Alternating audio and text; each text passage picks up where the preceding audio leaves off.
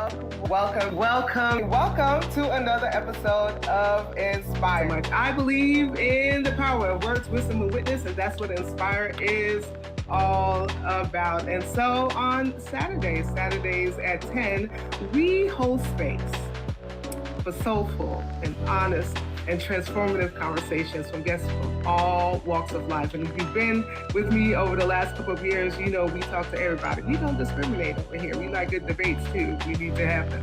Entrepreneurs, artists, thought leaders, organizers, and everyday people who are living boldly and authentically. And we explore topics that matter, from mental health and identity to faith, business, justice, creativity, and healing. So whether we are spotlighting community leaders or celebrating personal triumphs, Inspire is rooted in the power of story and the belief that when we speak our truth, we light the way for others.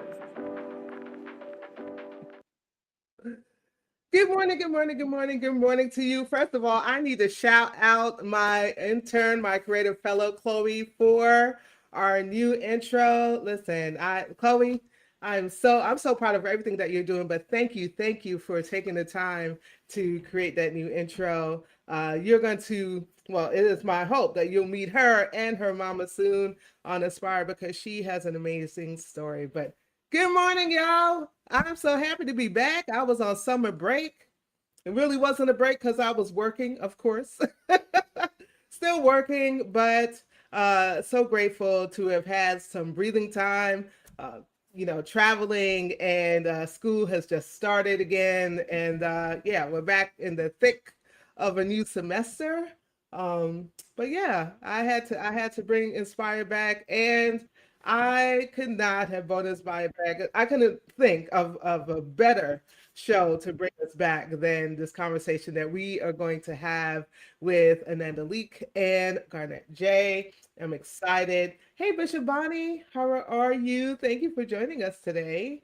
And this is Keijo Buchanan. If I pronounce it wrong, please let me know. Please let me know. Tell me how to pronounce it because I want to make sure that I am pronouncing it correctly. But if you are just coming on, do me a favor. And one, I want you to share this broadcast out. Share it out with your friends, family, with your networks. Tell them to come on and hang out with us here on Inspire. And K. Joe, thank you. K. Joe Buchanan, thank you so much. Oh, I see you on Facebook as well. Thank you for joining. Again, share it out. And listen, I want you to let me know where you are watching from and what you're sipping on. I'm going to ask that question again a little bit later, but I do want to make sure that I am inviting you to connect, follow, like, and subscribe.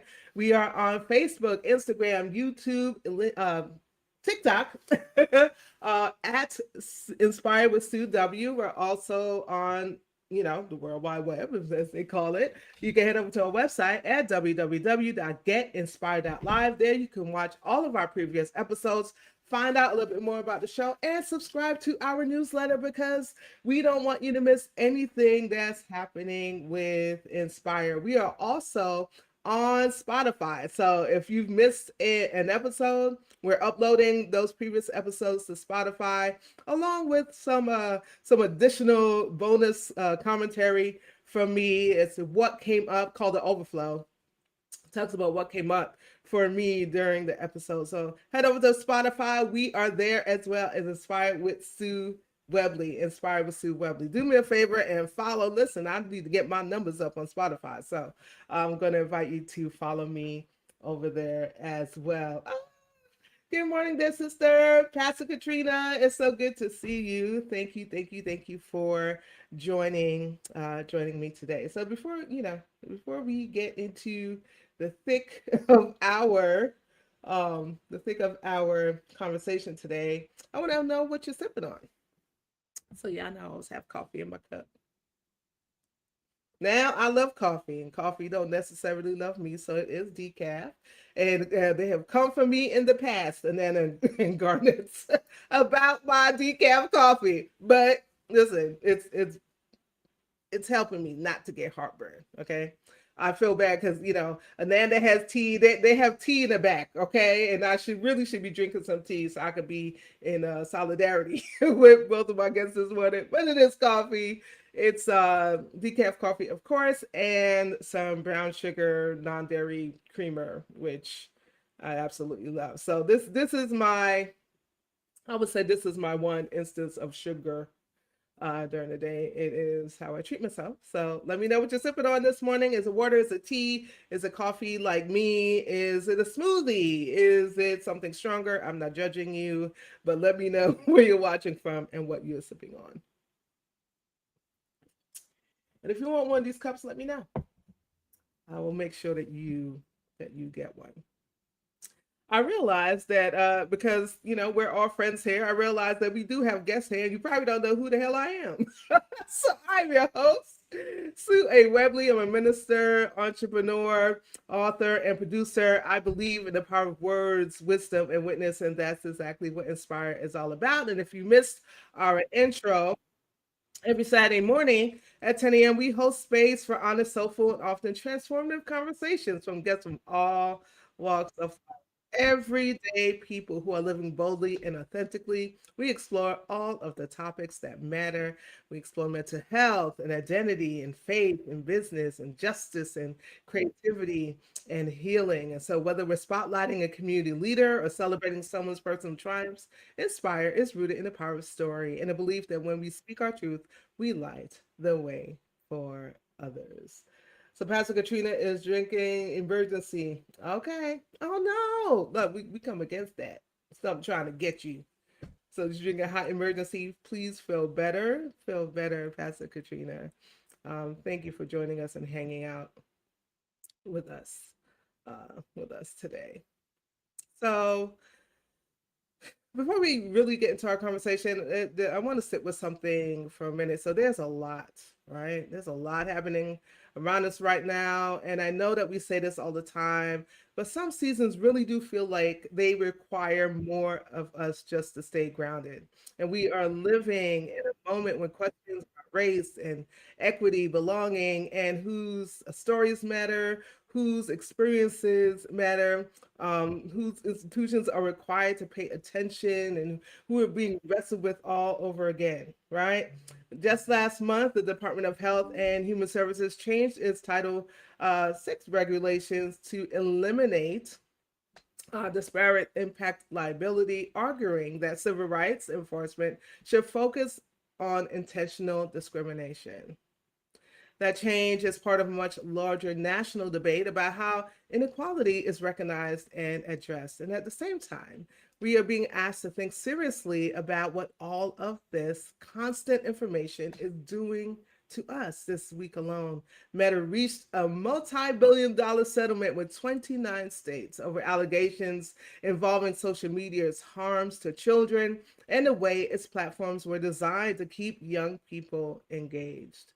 Meta denied wrongdoing, of course. But whatever side of the litigation you land on, the larger question remains: what is all this constant connection doing to our minds? What is it doing to our bodies? What is it doing to our ability to simply be present? And those questions really, really resonate with me personally because I live a good portion of my life in digital spaces. I'm producing, I'm creating, I'm running a business, I'm serving, I'm studying, I'm answering messages and checking emails, managing projects, solving somebody's problem. And I can be really good at taking care of the assignment. But sometimes I'm not nearly as good at taking care of Sue, the person carrying the assignment. Anybody can relate with me. I can look up and realize I've been productive all day, but was I present? Did I breathe? Did I check in with myself? Did I give my body any indication whatsoever that we were not being chased by a bear? Some of y'all know exactly what I'm talking about. And I think that's part of why today's conversation feels so timely, because presence sounds easy until you try to practice it. Grief sounds like something we understand until it belongs to us. And ancestry can sound like history until we till we realize rather that the people who came before us are still showing up in the way we speak, in the food that we make, the music that moves us, the prayers we pray, the things we fear, the things we survive, and the ways that we love. And we're also at the end of Black August, a tradition rooted in Black remembrance, resistance, and liberation. Over time, people observing Black August have incorporated study, meditation, fasting, reflection, and physical discipline into that remembrance. And I find something deeply meaningful about that combination, resistance and reflection, and liberation and stillness, because our people have always known something about using creativity and ritual to survive what should have broken us. We made music in the middle of our mourning. We found laughter in places where there shouldn't have been anything funny. We turned kitchens and front porches and beauty shops and church basements into places of counsel, care, resistance, and healing. And I don't say that to romanticize our resilience, not at all. Our ancestors should not have had to survive everything that they survived. But I do want us to remember that they left us more than trauma. I want to say that again. I want us to remember, y'all, that our ancestors left us more than trauma. They left us medicine.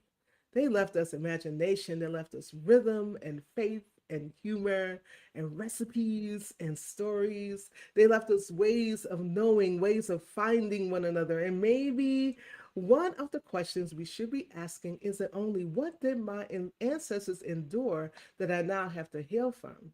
Maybe we should also be asking, what did my ancestors know that I can heal with? That's one of the reasons I've been looking forward to this conversation today. My guest, Ananda Leeke, let me put them up on the screen because I was excited. My guest, Ananda Leeke, understands this work from the inside out. Her journey into mindfulness and wellness didn't begin because everything was going wonderfully. It began after careers in law, investment banking, and digital communications left her dealing with stress, burnout, and expectations that were no longer serving her. Her journey eventually led her into meditation, yoga, Reiki, creative writing, and art. And today she is a mindfulness teacher, a digital wellness educator, a sound healer, author, artist, and the chief mindfulness officer of Ananda Leeke Consulting. And now, at this stage of her life, she has released her debut spoken word album, Thriving Mindfully as Teresa's Daughter, a body of work rooted in her mother, Teresa B. Garnet Leeke, in grief, in ancestry, in presence, and in what it means to keep becoming. But those words do not travel by themselves. Joining Ananda is Garnet Jackson, also known as Garnet J, a Jamaican-born, London-based music producer and engineer, and the founder of Footprint Productions. Garnet isn't simply somebody who added a soundtrack after the poetry was finished. And then it describes him as her best friend and creative partner who helped guide her through the years-long writing, recording process. His production creates the sonic space where these words can breathe, drawing on jazz, soul, Afrobeat, funk, rhythm, silence, and restraint. And that's what I want us to explore today. What happens when words and music become medicine? What happens when we stop trying to rush grief? What happens when we understand presence not as something else we have to accomplish, but as a way of returning home to ourselves? And what changes when we begin to see our ancestors not only through what they suffered, but through the gardens that they planted that we are still harvesting? Maybe there's something in today's conversation that reminds you of your mother, your grandmother, someone you have lost, a song that takes you right back to a particular room, a part of yourself you've been too busy to hear, or maybe just a breath you've been holding for far too long. So today, family, I don't want us to simply listen for good answers. I want us to listen for ourselves, because maybe becoming more fully ourselves doesn't always require adding something new. Sometimes it begins by remembering what was already there. So as we prepare for Ananda and Garnet to join us today, let's take a look at the video for the Thriving Mindfully theme.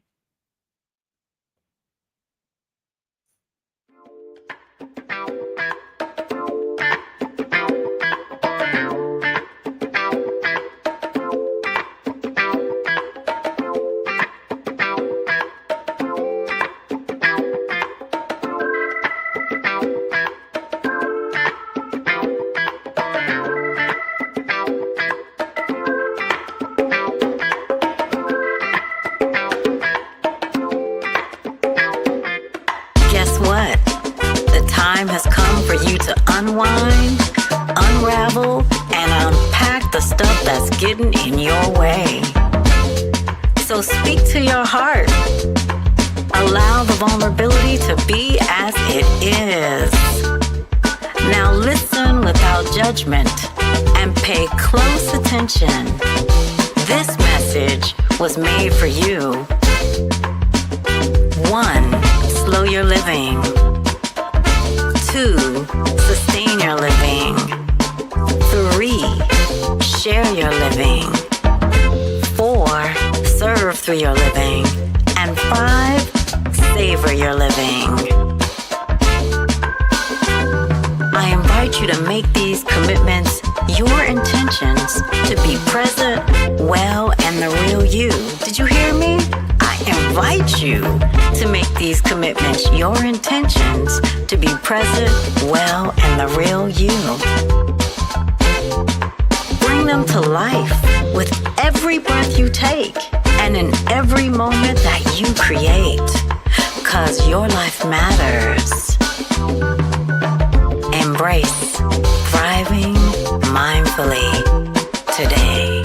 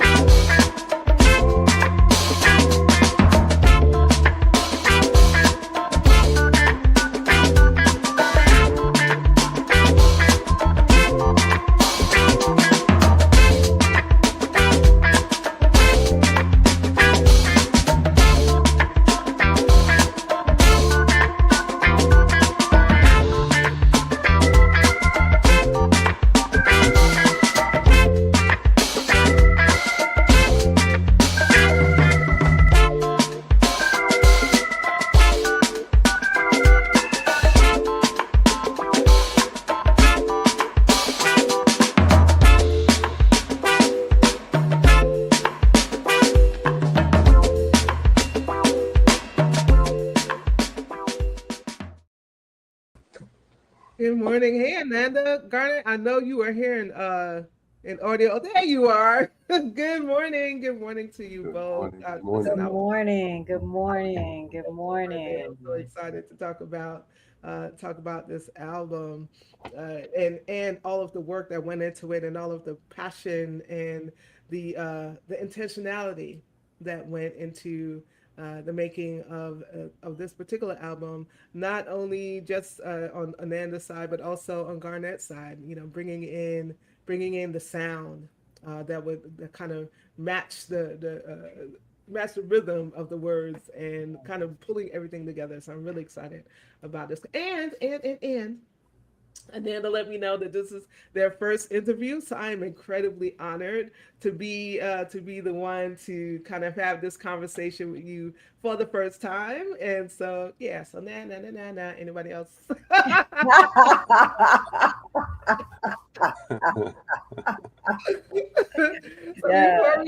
So before we get into our conversation, let's talk about what you're sipping on. Ananda, what you got in your cup this morning? Child, I got some jasmine tea. All right. Is there something particular on that cup? Let me Yeah, it's my book, Digital yes, Sisterhood. I can see it now. I didn't see it before. Yeah, a Yes, memoir I love of it. fierce living online. You can get it on anandaleek.com/books Mhm. and all the online booksellers. Yes. Yes, thank you so much. But I mean, I'm going to have you back to talk about that because talk about wellness and particularly that book in particular. So Sure. look out for that invitation. Look out for that Sure. invitation for our other podcast for Kara, for the Confident Navigator, Most because definitely. we need some digital wellness over here. Garnet, what are you? We're from Yard. What you drinking?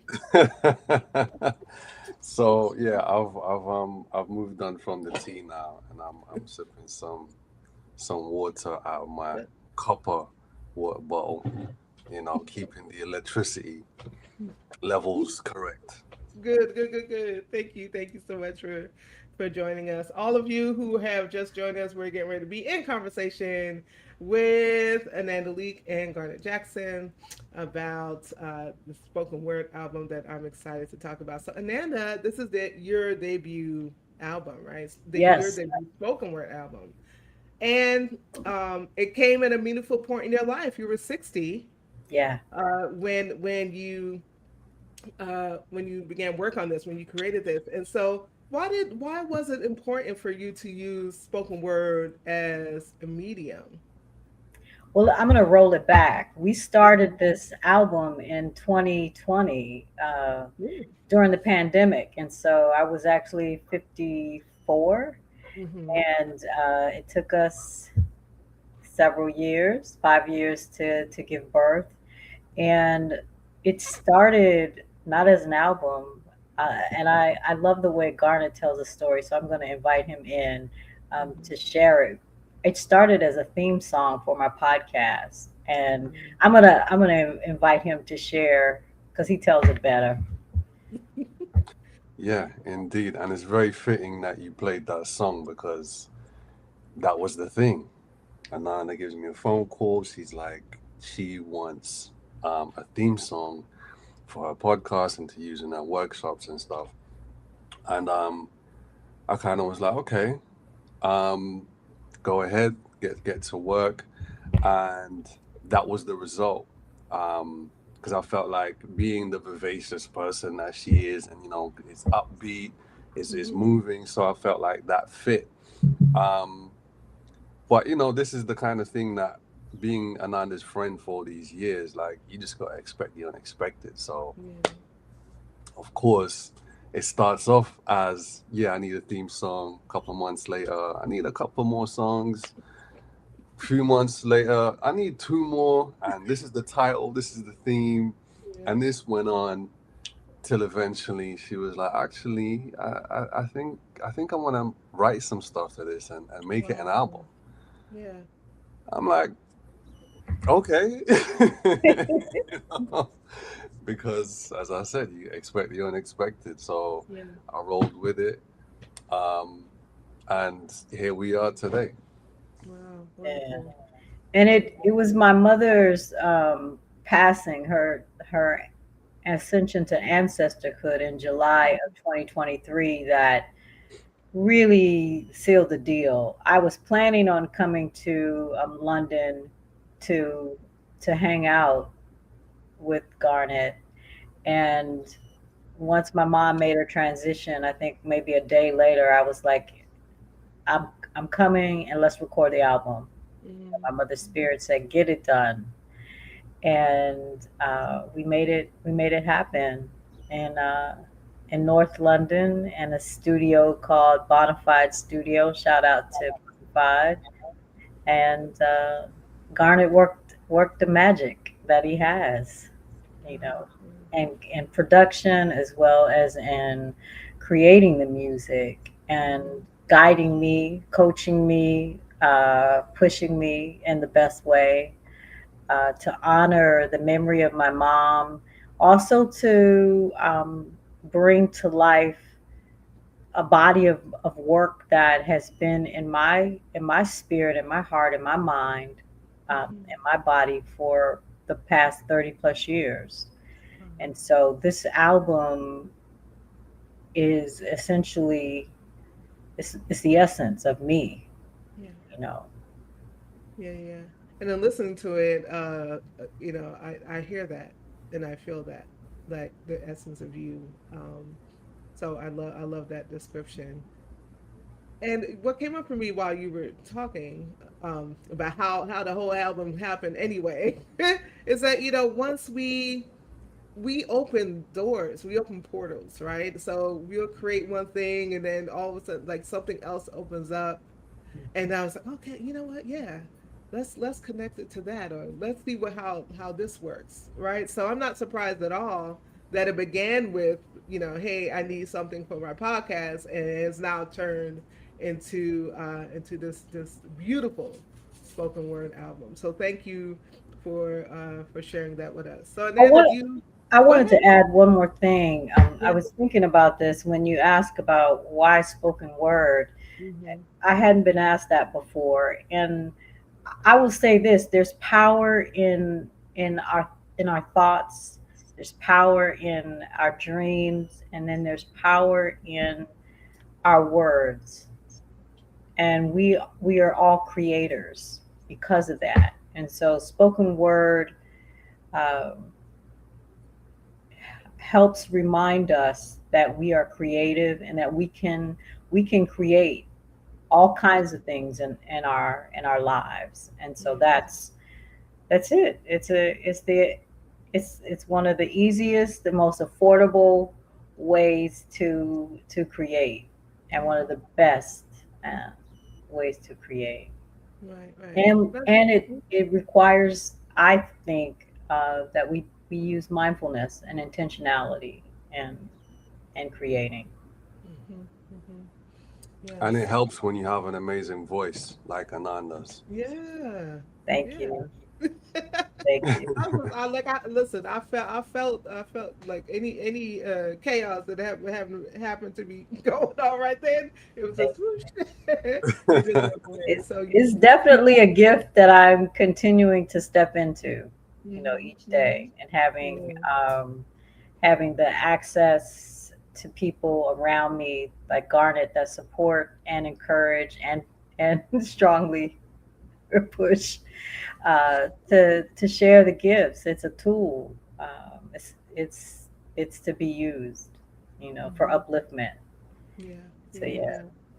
Thank you for sharing all of that. You use the you uh, describe music as vibrational healing balm, as a vibrational healing balm, and that this is deeply connected to your mother, Teresa. So when you hear that phrase, what does that phrase mean to you, and what part of your mother are you carrying forward through this album? When I hear vibrational, immediately reminds me to give thanks that we're all energy bodies. We're light or electricity, as some people might want to call it, um, and my mother was all about and is all about light and using light in music Mm-hmm. to uh, to heal herself and to help other people heal themselves and stay uplifted and grounded. Her medium was gospel music. She loved all types of music. I think one of the songs, I can't call it because I'm trying really hard, but there's a song, there's a healing balm in Gilead. Yeah, the Mm-hmm. healing Living balm in Balm in Gilead. Gilead. Yeah, and that's something I grew up as a Black Catholic, Mm-hmm. which some people may think, oh, that was quiet, but not so. It's the African American church with the label of Catholic added to it.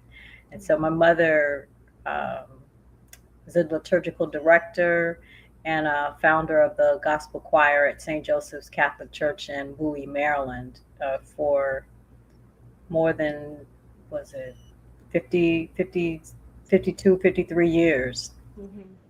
And in that time, growing up in her house, she had choir rehearsals. She had the music playing. I mean, you couldn't escape it, even if you wanted to. Those songs are embedded inside of me. Even when I'm down, I'll sing a song, and "A Healing Balm in Gilead" is one of the songs. So Mm-hmm. that pays tribute to her. But it's all of her. It's her essence. You know, I Yeah. can't be her daughter and not have that and not have it ooze out of me in some kind Mm-hmm. of way. I love it. I love it. Garnett, so when you when you heard Ananda's words, when you saw them, when you read them, what did you want the music? What did you want the music to hold? How did you create like a sound that honored both Teresa and Ananda's relationship? Um, I think there were two tracks in particular, which kind of address this, and those tracks are "Grief" and Teresa's daughter. Thriving Mindfully is Teresa's daughter, and because all the other songs, the music was already done, Mm-hmm. and then she wrote, and we went and recorded, but in the day that we went to the studio, she had these two additional tracks, and so she just recorded the vocals for Grief and for Teresa's daughter. So then I had to build the music around it, and that was a really interesting exercise, because I've done that in the form of like remixes before, but this is like, an original song from scratch, so there's no previous reference. And I just sat with it and listened to it. And as I said, I mean, she has an amazing voice, and that's one of the main um, pieces of feedback that I get whenever I play this stuff. People hear it and they're like, "Oh my God, her voice is so soothing. I feel so amazing, so good when I hear her voice." And especially with Grief, Mm-hmm. I mean, the words are lived in. You know, like when you hear what she's saying, this is somebody who's lived in that grief, you know, and with everything that comes with the weight of grief, um, the uncertainty, um, but the heartbeat still keeps going, and so that's what I just went with, and I started playing the chords just to her words, and then kind of just ease back and just really just felt the energy of what she was saying. And then once I got the chords down, um, it kind of just was organic. It just was easy to build it from there. I didn't want the anything to create any kind of clutter around it. Mm-hmm. Mm-hmm. It's really kind of just like garnishing, her words and her delivery. And yeah, that's what I wanted. I wanted to create like a palette for people to be able to absorb what she was saying, and the way she was saying it, you know. And with Teresa's daughter as well, because it was so fresh, she just passed, and when I heard the words again, it's all heartfelt, and I work from the heart Yeah. musically, so it's easy for me to connect with something if it's genuine. It has that authenticity to it, and I didn't want it to be sad. So with Teresa's daughter, it's like there is some melancholy in it, but Yeah. I always find that there's a hopefulness in melancholy. And I wanted to create something that also reflected um, Teresa's musical history. Mm-hmm. So you hear some bits of like organ in there, and that's kind of like shouting her out because that was her medium.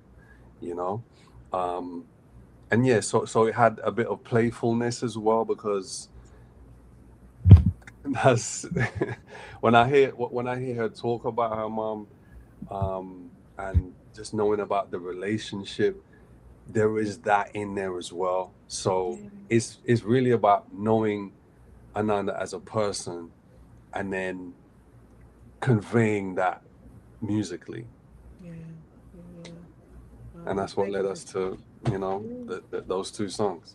Listen, I love it. Thank you. I want to, since you brought grief up, I do want to touch on grief now. So, Ananda, you said that no one can tell us what grief means, that we have to know it for ourselves. And you take a word that we all know and give it new language, right? So, grounded in grace, release, invitation, express and fully and freely. How did that understanding of grief come to you, and how has it changed the way that you move through loss? So, what was the last part of the question? How has it changed? The way that you move through loss. Oh, yeah. Let's say life. Let's say life. Oh, wow. So it came about through morning walks. Right after my mom passed, uh, my schedule, my life was upended, and I had a few days that I would spend in my U Street neighborhood in DC. And anytime I came home, because I was staying at my dad's house, uh, anytime I came home, I made sure that I would go walking with my sister love, Tanya. Mhm. And we would talk, have conversations, and a lot of times I would share what I had been writing. And there was one morning we were walking, and I had had a serious download. I call them divine downloads. These are from the Creator and the ancestors and the Orishas and all my spiritual tribe. And I didn't know what it was, but I know I needed to record it. It's just like I need to get this down. And I happened to record it on the land where there is a African American cemetery. Mhm. Uh, don't ask me for the details because I would have to go back to the post and read it. And it when I watched it, I just said, "Wow, this is something. I don't know what it is, but it's something. It had to come out of me because part of my grieving process, one of the practices that I use beyond movement of my body was and is journaling, mindful Mhm. journaling, and it's just getting it out, getting the emotions out, getting opening up my heart and getting it out. And so when I was in London and we were prepping the night before, this was it 3 years ago in August, actually. It's hard to believe it's been 3 years. I I took some of that journal entry and decided, you know what, I want to record a song. I want to record it. I want to take this and record it. And let me just say that process of recording, it wasn't me just having prepared pieces. I took from my books. I had my journal. I had large pieces of drawing paper. It was really a collage on the spot experience. Never ever had that happen before. It had my nervous system all up and down. I was in different emotions. Garnet, if it hadn't been for Garnet, we wouldn't have an album. Because he knows how to deal with my BS, my fears, all of he was doing more than handling me. Oh. He was stretching me that day. And Mhm. and so it came into being. But really, it's my reminder to myself that you can read the books, watch the videos, go to workshops, get trainings. It's going to be your own experience, and there's no time limit on it. It shifts and it changes. And grief, I'm just starting to understand how it changed me in terms of my energy level, Mhm. uh, what what I chase after, if I chase after anything at this point. Uh, it's made me hyper focused on uh, my nervous system and my emotions, my judgments. One of the things that it did do is for the first time in my life, I didn't realize that I needed the grace, the level of grace, and Mhm. my ability to give myself more grace has increased exponentially. And that has a direct impact on the grace that I'm able to give others. I'm not saying that I have this wellspring of grace for others, but it's growing. You know, it's growing. My compassion, um, and my ease with which I take care of myself. It's you know, it's being kinder and gentler with myself, um, and also it's deepened the grief journey has deepened my relationship with my mom in the ancestral world and my other ancestors. And I would say 3 years into this new relationship with my mother as an ancestor, um, my my capacity to stay grounded in this physical existence that we have has been I don't even have the words for it. I'm I'm I'm more embodied. One of Garnet's favorite words is embodiment, and I'm really understanding that now, and I'm really realizing that the things that I used to say to myself, I'm alone, I'm all by myself, I'm not. And the I is shifting into the collective we, meaning that the ancestors, the Orishas, the creator, all of the spiritual tribes that I connect with, they're with me at all times. So I'm empowered with an I in, I like to say, from the inside out. And so grief has been a gift in many ways. And it's part of, you know, it's here with me for the rest of my, you know, existence. I think Yeah. when a parent, someone who is very close to you that has witnessed um, a large part of your life, when you have that experience of them making their transition to ancestorhood, it's either life before that and then there's life after that. It marks Mhm. it. Um, so yeah, I could go on and on and on, but Thank you for sharing that. Before I come back to you, Garnet, I just want to let the people know that if you just joined us, if you joined us late, we are in conversation with Ananda Leeke and Garnet Jackson about this amazing spoken word album, Thriving Mindfully.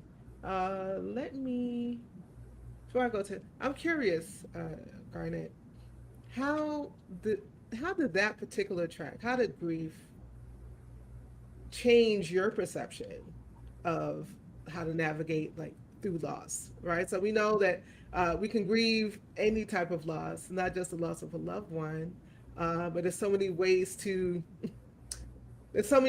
lose things and so many ways to grieve, right? How Hmm. did that particular track, did it change anything for you? Did you realize anything working on that track? I wouldn't say it changed anything. If anything, it affirmed Mm-hmm. um, things about grief, about loss, because I mean, from the opening line, you know, what she says is very true. Um, no one can tell you what grief is, Yeah. you know, and it's different for everybody. And there isn't a set timeline, you know, and that's kind of how I always think of things like that.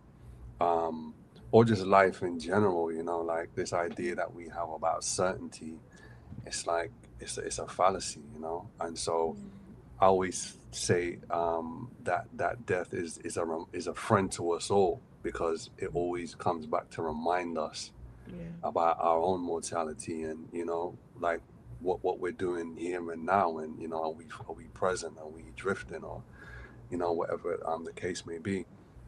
But yeah, it just affirmed those things for me, and I just thought it was so well articulated. But also what I love about it is I'm a firm believer in the personal is universal, you know. And I think when a person shares from their truest space, from a heart space, um, even though our individual experiences may differ, you know, the core essence is loss, and we've all experienced that. And so there's a universality to that. So the way she articulated it, I just felt like, yeah, this, because it really connected with me, and especially because as the producer, um, and the engineer and all of that, like I've had to listen to it a million times while I'm Yeah. making it, while I'm mixing it. So you just absorb it, and you're listening to it over and over and over and over, and I'm like, wow, she's really saying some serious stuff, that is beyond just her personal experience. Is yeah, it's like inner wisdom rather than being like an insular thing, Mhm. you know. And again, doing the kind of market research, if you like, and you share it with people, and the response has been similar across the board. It's just like, wow, yeah, I've felt that. I know what that feels like, you know, and played it within my household and further afield, and this is the response. So that was also affirming. It was like, yeah, we're definitely Yeah. on the right track, because what she said, how she said it, but also the music. I mean, some of the feedback, people have been in tears, man. Mhm. You know what I mean? People have been in tears, based around that song because Mhm. of what it evokes. Yeah. So yeah, just very affirming about grief. Yeah. Thank you. Thank you for sharing. I have posted the link to the album in the chat, y'all. So please go ahead and visit and purchase, support. And you get to listen to all of these fabulous tracks. I do one of my favorite tracks. It's Present AF. I do want to play a little bit of that. Yes, please. We're gonna play a little bit of that, and then we're gonna talk about it a bit.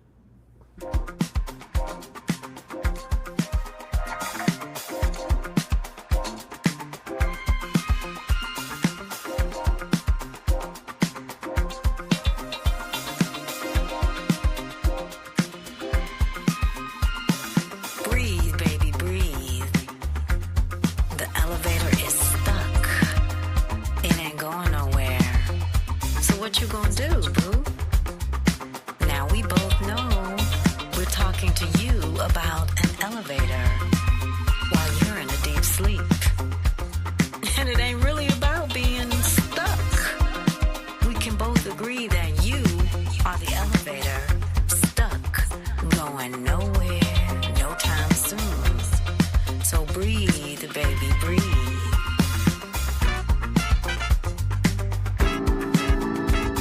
I see you living outside of yourself. Do you see you stressing, struggling, getting frustrated, having all kinds of panic attacks, fearing what's on your right, what's on your left, what's above and what's below? And for what? Breathe, baby, breathe.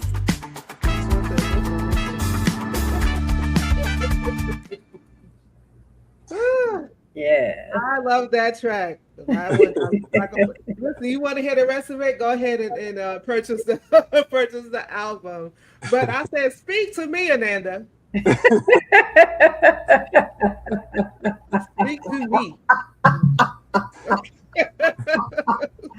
Oh, So of course there's humor in it, right? There's humor in it. yes. But there's also this like deeply grounding invitation to come back to yourself. So Mhm. where did this particular piece come from? It, And yeah, what does it mean for you to say that presence is our birthright?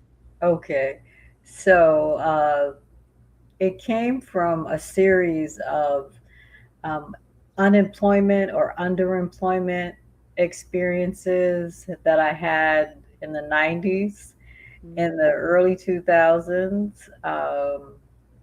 And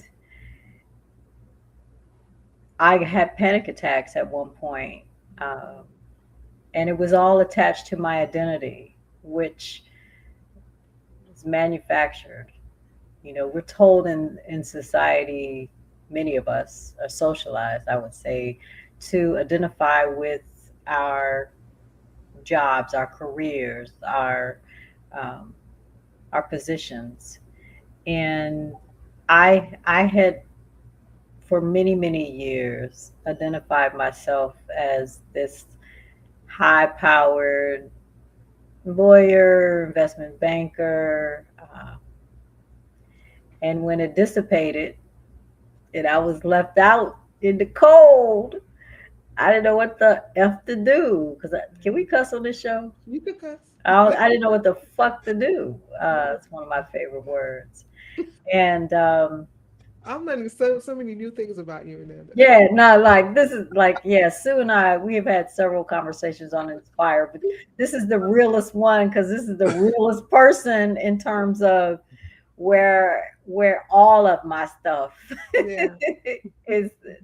Yeah, the keeper of a lot of things is Garnet J, one of the many people, several people, not a whole lot, but just I yeah. know where the buddies are. He knows where the bodies are, and it's like, dang. But anyway, back to that. So in all of those experiences, especially the one where I had the panic attacks, and I was um, sent to a therapist as an intervention with my parents, John and Teresa Leeke. I thought we were going for like a family kind of conversation, and we're in the session, and my therapist Carolyn in the '90s is saying, "No, we're here for you.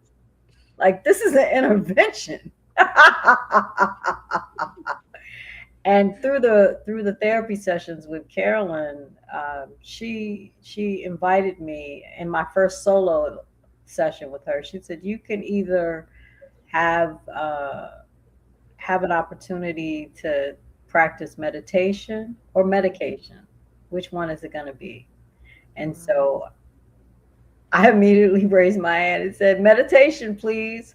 And so it was through that process that I started to recognize how very important it is for me to be present, not just in a yoga class, not just whenever I felt like it, but at all times to have a commitment to and an actual practice of this birthright that we get, this mindfulness, which is the presence, this ability to be aware of what's happening in the present moment, whether it's your emotions, no matter what you label them as, what's happening inside and around you, just taking that moment. Because we get, one of the things that I've learned on my journey is we get 1,440 minutes each and every day. That's a lot of minutes. So for me to say I'm too busy to take one of those minutes to breathe, to get present with myself is bullshit, and it's the breath and being present is the easiest, the cheapest, and the most useful thing we can do to take care of ourselves, and to be present so that you having a panic attack, what can you do, to navigate that. That was one thing because I wasn't even trying to know that I had the panic attack. But becoming aware of the signs of it too, so I can take care of myself. And I want to say too that meditation is one of the ways that I have taken care of myself with panic attacks. Medication is also an option for folks. It just wasn't my option. But there's no right or wrong way to navigate your responses to stress and struggle. Thank you for that, Garnet. Anything comes up for you with this particular track? Yeah, it is one of my favorites as well. Just, I mean, the title alone was just like, oh my God, Ananda.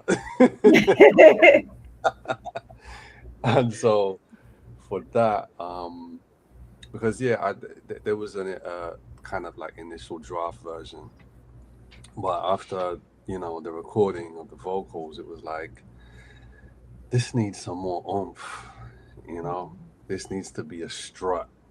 You know, because even though you're kind of navigating, panic attacks and being on the elevator and stuff, um, it's still kind of like calling you to be right here, right now, and you kind of have to stick your chest out and put some pep in your step. Yeah. So came with that kind of like more kind of funk vibe. Um, really like stripped it down and just let again just created the canvas for her to strut vocally and just like yeah, I love that track, but the title cracks me up. I still laugh at that. That was I went directly to. I was like, oh, let me listen to that. Was probably the first one I. See, I there you go. You know if you know, you know. That's what I love about it. Yeah. Well, I oh gosh, I don't really like literally at time, but I have to ask you about this ancestral medicine one, all right? That ancestral medicine piece, um, and that because it really stayed with me. And you said that your ancestors built a garden with their lives, Mm-hmm. and you describe yourself as their harvest, right? In celebration. So what does it mean to see yourself as the harvest of your ancestors, and what responsibility, if any, comes with that? Um, it means to see myself. This is the first time I love all your questions. I mean, I'm going to use your phrasing, but to see myself as a harvest and a celebration of my ancestors is is to one know that I am so loved, that we are so loved by our loving, wise, and well ancestors. Uh, all of what they did for us, and it's to know that I'm loved. It's to know that I'm grateful for it, and it's to know that I matter, whether the world shows me some validation or affirmation. And this is something that I'm continuing to learn. This is ripe. Right where I'm at in my journey is continuing to understand that I'm worthy just because I am from creator and them Yeah. and the orishas, all of that. um, and what it means in terms of responsibility is that I'm like all of us, but I received this and I'm stepping into it and expressing it. I'm a living ancestor. You know, I have a responsibility. I take that on to choose what I say, how I say it, what I do, what I get involved with, the things that I spend my energy on as I move forward, that it is in alignment with being a living ancestor and a ancestor later on in the ancestor world for those that come after me.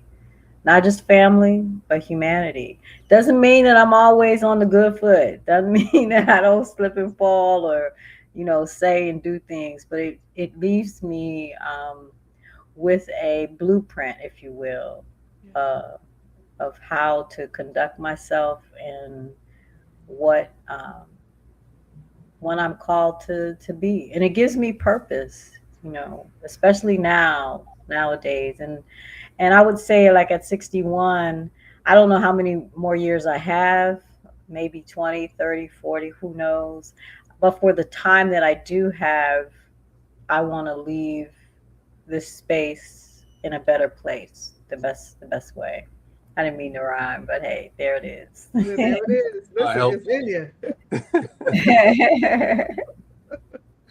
It's in you. So this last question is for you both. There may be someone listening to this album while grieving, overwhelmed, disconnected, or simply trying to find their way back to themselves. So when that last track ends, what do you hope remains with them? I'll give it to Garnet first. Hmm. That hope remains with them. back to what I said earlier about um, the personal being universal. It's a sense of not being alone. Because I think we all kind of we live our lives, and everybody's in the rat race, and we do what we need to do. But and it's very easy as well in this world, in this society that we live in, which is like just this hyper individual. Um, and everything is kind of marketed to you in that way to push you in that direction. And I think when you listen to something like this, especially in a music industry that is not like it was in terms of the output, is very kind of cosmetic. And I think when you listen to something like this, I would hope that they would tap into their own heart after hearing something real, but also just can connect and relate and realize, like, or remember that you're not alone. And I think that the greatest of artists do that is they allow us to feel seen, to feel heard. And yeah, that's ultimately what I would love.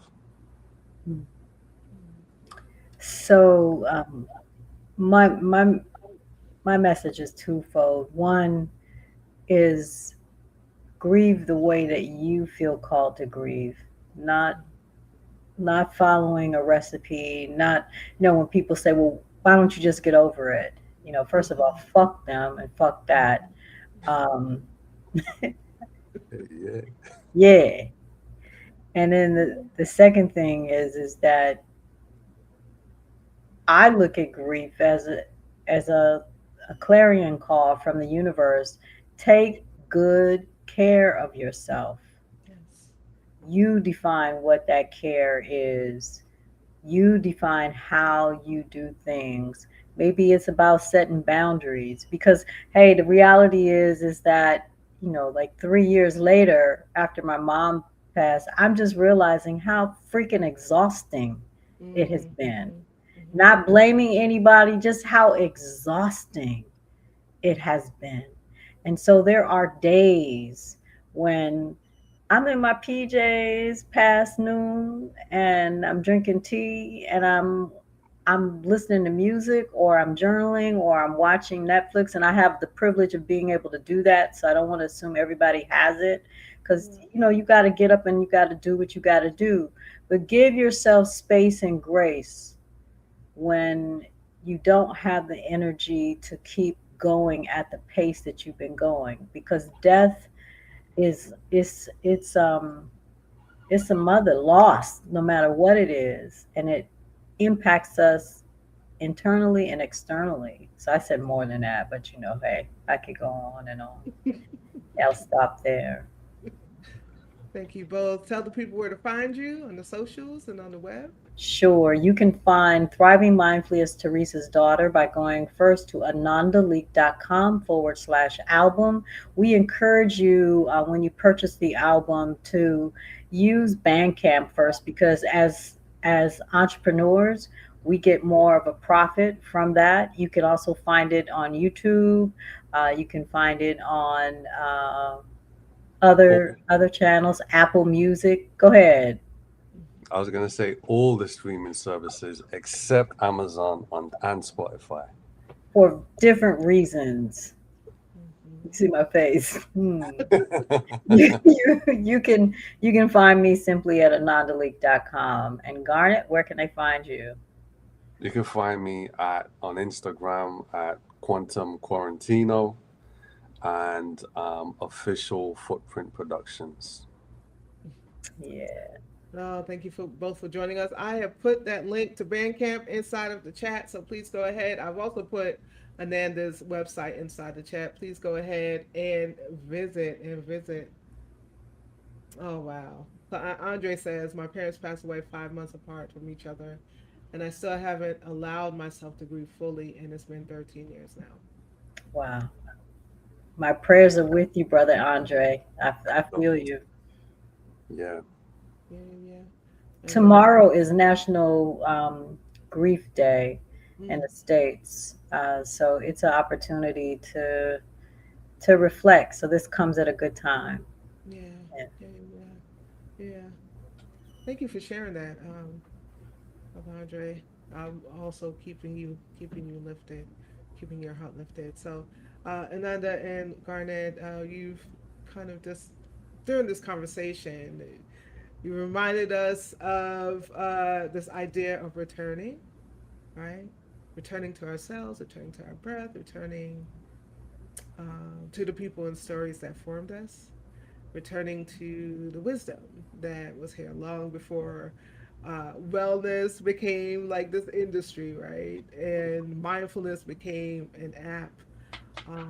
And so we're so grateful uh, for this album. We're grateful for your creativity combined and what it produced. And it truly is, I've listened to the whole thing, it truly is a healing balm. It's a thank healing you. balm. very much. Thank So you. thank you. Thank you. And thank you for Family, if having you've us. enjoyed today, please do me a favor and share it out. Even though we're ending the live now, share it with your family and friends. Share it with somebody who needs to remember to come back to themselves. And as always, until we meet next time, I want you to stay lifted. I want you to stay motivated, but most of all, I want you to stay inspired. I will see you again next week. Bye, y'all.